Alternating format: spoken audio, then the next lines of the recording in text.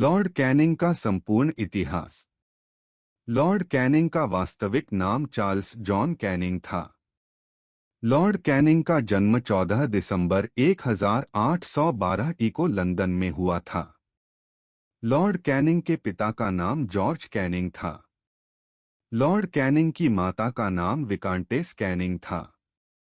Lord Canning की पत्नी का नाम कार्लोट कैनिंग था।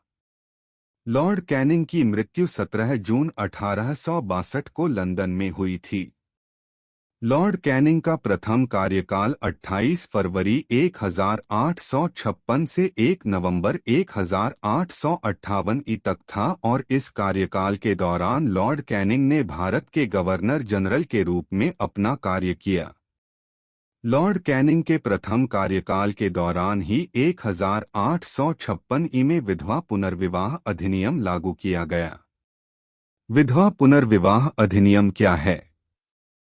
जिन महिलाओं के पतियों की मृत्यु हो जाती थी तो उन महिलाओं को पति की चिता के साथ जिंदा जला दिया जाता था या फिर सफेद साड़ी, एक टाइम भोजन और सिर मुड़वाकर रहना पड़ता था।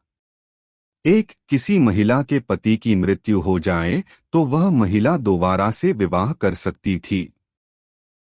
महिला अल्पवयस्क होती थी तो उसके माता पिता से अनुमति लेकर विवाह किया जाता था। जिस महिला के पति की मृत्यु हो गई उसकी संपत्ति पर महिला को कोई अधिकार नहीं होता था।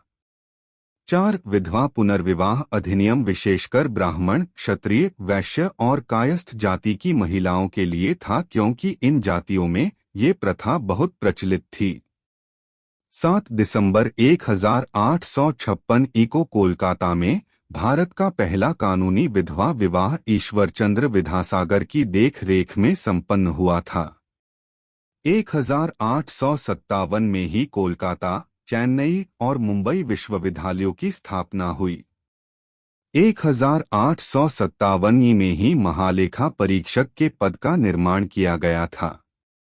लॉर्ड कैनिंग के प्रथम कार्यकाल के दौरान ही 1857 का विद्रोह हुआ जिसकी गूंज पूरे देश में सुनाई दी और इस विद्रोह के बाद अगस्त 1858 में ब्रिटिश संसद के द्वारा भारत शासन अधिनियम 1858 पारित किया गया।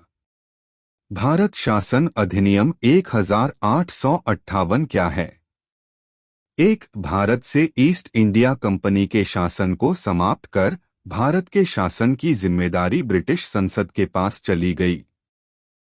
मुगल बादशाह के पद को समाप्त कर दिया गया। भारत के शासन को चलाने के लिए एक भारत परिषद का गठन किया गया जिसमें 15 सदस्य और एक राज्य सचिव होता था। भारत के गवर्नर जनरल का नाम बदलकर वायसराय प्रतिनिधि कर दिया गया और लॉर्ड कैनिंग भारत के अंतिम गवर्नर जनरल तथा प्रथम वायसराय बने। भारत शासन अधिनियम 1858 के द्वारा ही लॉर्ड कैनिंग को भारत का प्रथम वायसराय बनाया गया था। 1 नवंबर 1858 को महारानी विक्टोरिया की घोषणा। सभी भारतीय लोगों को ब्रिटिश लोगों के समान माना जाएगा।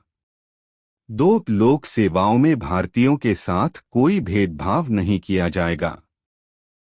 भारतीय लोगों के भौतिक और नैतिक उन्नति के प्रयास किए जाएंगे।